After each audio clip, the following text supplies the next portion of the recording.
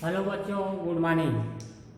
आज जो है हम वृक्ष खरपतवार के बारे में पढ़ेंगे। पहले क्लास में भी आप लोग पढ़े हैं वृक्ष के बारे में, बहुत कुछ जाने खरपतवार होता क्या है, कैसा जो है नुकसान पहुंचाता है इसके बारे में जाने। आज हम खरपतवार के प्रसारण के स्रोत, फैलाव किसके किसके माध्यम से फैलाव होता है, उनके सोर्स क्या है, इसके बारे में जानेंगे।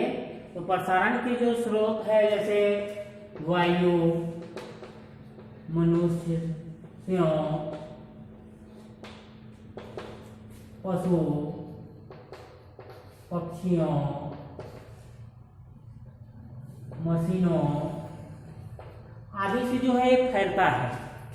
वायु के द्वारा फैलता है, मनुष्य के हाथ पैर में, पशुओं के हाथ पैर या पग में चिपक करके मनुष्य के द्वारा एक दूसरे के द्वारा फैलता है। मशीनों के द्वारा, नहर के सिंचाई के माध्यम से विभिन्न प्रकार से जो क्या होता है, फैलता है, जिसके माध्यम से एक जगह से उड़ करके दूसरे जगह चला जाता है, दूसरे फील्ड में फैलने लगता है। ये तो हो गए उनके। अब अगला है खरपतवार से हानियाँ। खरपतवार से कौन कौन सी हानियाँ होती है, तो इनसे बहुत सारे नुकसान है खरपतवार से, तभी तो इनका हम जो है नियंत्रण करना चाहते हैं। नियंत्रण इसीलिए किया जाता है ताकि जो है खरपतवार को रोका जा सके। 30 से 40% तक नुकसान आपको मैं पहले बताया था एक पैराग्राफ आपके चार्ट के माध्यम से, कैसे ये जो है आपके खरपतवार को जो क्या करता है, खरपतवार फसल को हानि पहुंचाता है। तो सबसे पहले नुकसान, ये भूमि की जो जल है इसको क्या करता है, चूसता है, अवशोषित करता है। जो मुख्य फसल इसको जो अवशोषित करता या चूसता, ये क्या करता है, खरपतवार जो है जल को कम बनाता है। तो इसमें सबसे पहले मृदा जल को चूसते हैं।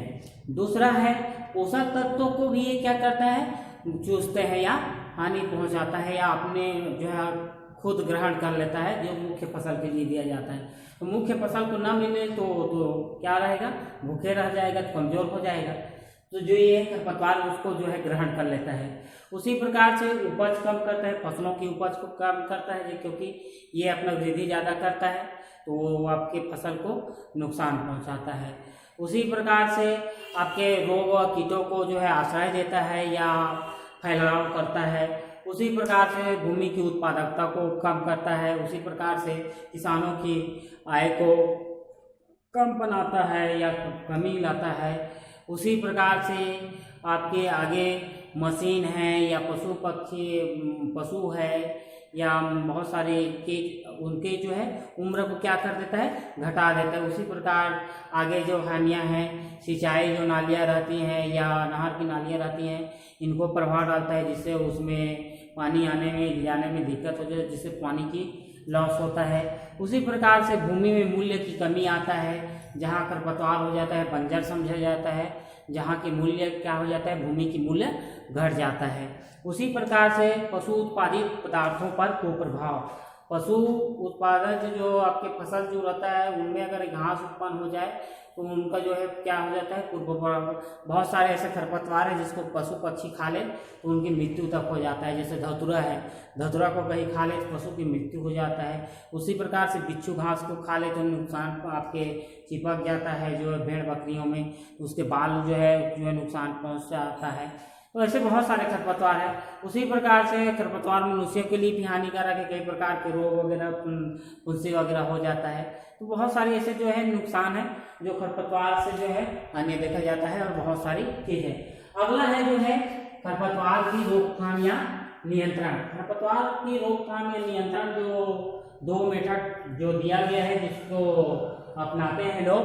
खरपतवार की निरोधक या प्रतिबंधात्मक विधियां, दूसरा चिकित्सात्मक विधियां। 2 प्रकार की विधियां होती हैं।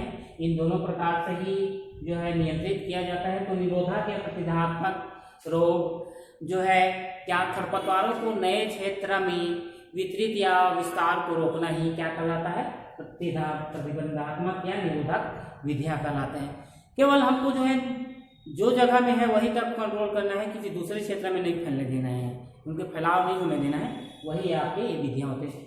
दूसरा ये जिस जगह में ये उत्पन्न हो गया रहता है उस जगह को खरपतवार को क्या करना, किसी न किसी विधियां से कम करने की कोशिश करना या उसको रोकना, ये आपकी चिकित्सात्मक विधियां हैं।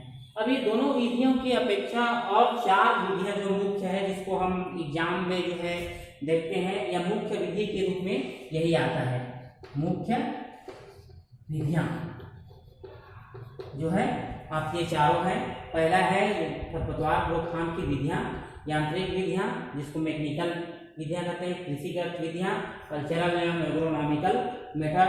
दूसरा जैविक विधियां, बायोलॉजिकल विधियां, रासायनिक विधियां, जो चौथा है रासायनिक विधियां, केमिकल मेथड।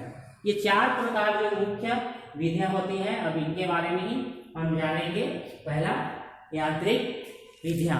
तो यांत्रिक विधियां यांत्रिक तरीका से जो है लोगों के द्वारा या मशीनों के द्वारा जो क्या किया जाता है, नियंत्रित किया जाता है। इसका एक आध उदाहरण मैं देता हूँ। जैसे यांत्रिक विधियां में खरपतवारों को हाथ से उखाड़ना या खरपतवारों की निदाई गुड़ाई करना, खरपतवारों का काट छांट करना, मल्च बनाना, जैसे आप भूसी वगैरह का रहता है ऊपर में बिछाओ, जैसे मल्च में जैसे आजकल